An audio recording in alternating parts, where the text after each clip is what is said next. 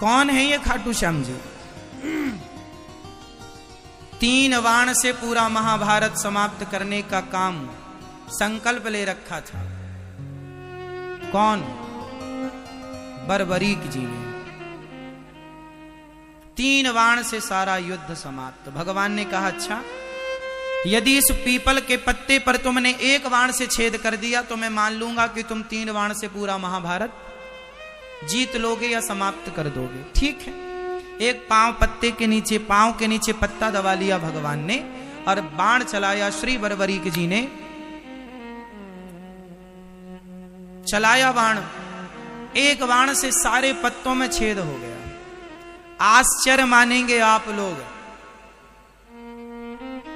कि हरियाणा में आज भी कुरुक्षेत्र के पास वह गांव आज भी है और वह पीपल का पेड़ आज भी है, जिसके आज भी उस पीपल के हर पत्ते पर आज भी छेद हैं। मतलब जब नया पीपल का नया पत्ता निकलता है उसमें आज भी छेद है।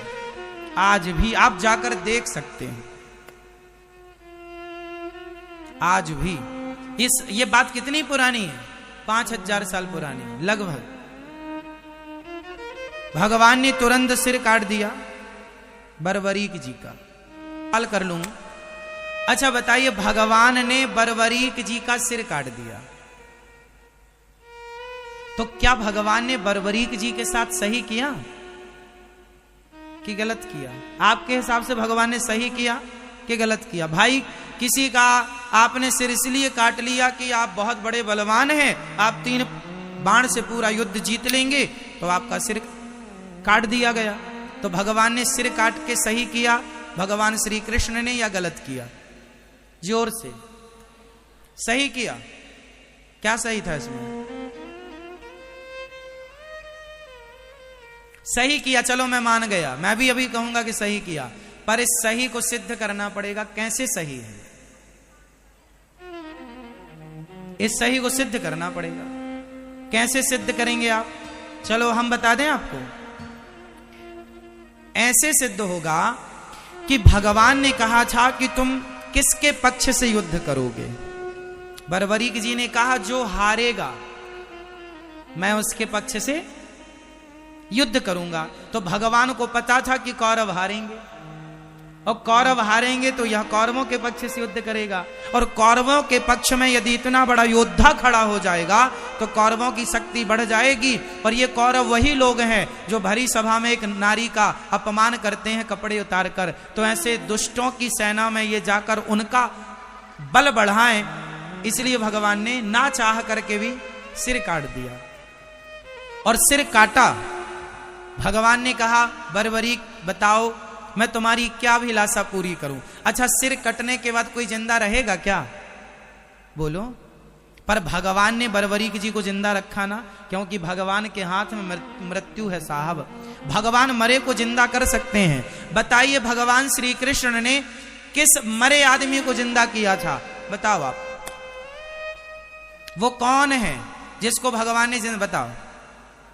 हाँ मैया बताओ मेरी मां। भगवान श्री कृष्ण ने वो कौन है जिसे मरे हुए को जीवित किया था?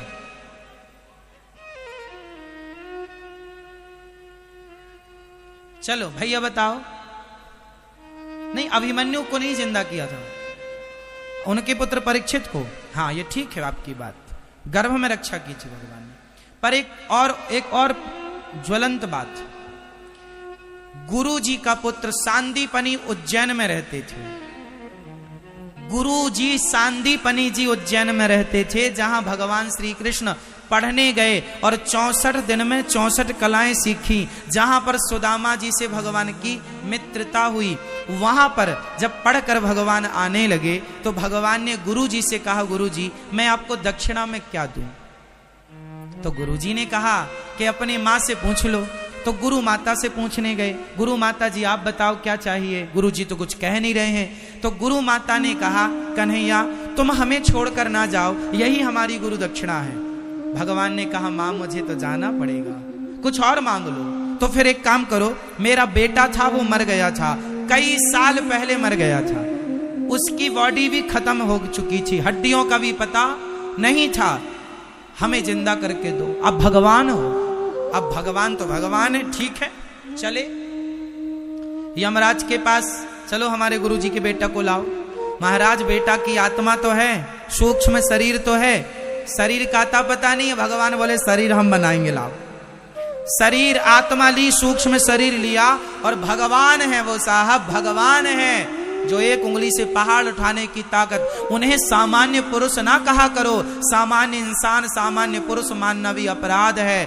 गुरुजी के मरे हुए पुत्र को शरीर बनाया भगवान ने अपने बल से, और आत्मा डाल दी, जिंदा करके दिया था गुरुजी का बेटा। ऐसे भगवान है, जो भगवान गुरु पुत्र को जीवित कर सकते हैं, वो बरबरीक जी के कटे हुए सिर को बचाए रखें, इसमें कोई आश्चर्य नहीं।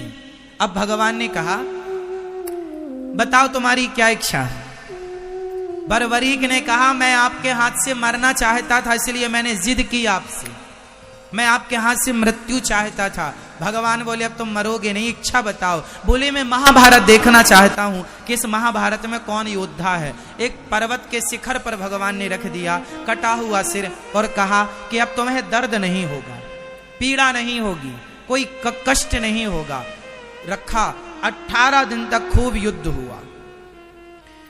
युद्ध पूरा हुआ, पांडव जीत गए। कुछ दिन के बाद भगवान बरबरीक जी से मिलने गए पांडवों को लेकर। भगवान ने बरबरीक जी से कहा भैया बताओ कि महाभारत में तुमने सबसे बड़ा योद्धा किसे माना है, किसे आप बड़ा योद्धा मानते हैं। अर्जुन को लगा अपने ही नाम आएगा, गांडीवधारी। भीम भैया बोले हमारा गदा काम कर गया है। पर बरबरीक जी ने मुस्कुराते हुए कहा प्रभु इस महाभारत में मुझे आपके सुदर्शन चक्र के अतिरिक्त कुछ दिखाई ही नहीं पड़ा। पांडवों का अर्जुन जो बाण छोड़ता था अपने गांडीव से, वो 10 कदम पे जाके गिर जाते थे। वो तो आपका सुदर्शन चक्र उन्हें गति प्रदान करता था, उन्हें बल प्रदान करता था।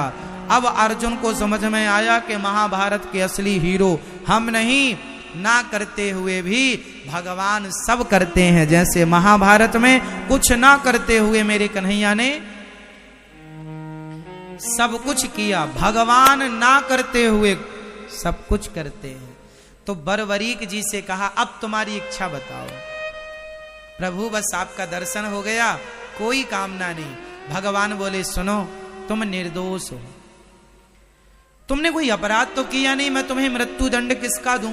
इसलिए जाओ अब से तुम खाटू में रहना, और मेरे अब तुम बरबरीक के नाम से नहीं, मेरा अपना मेरे बहुत सारे नाम है।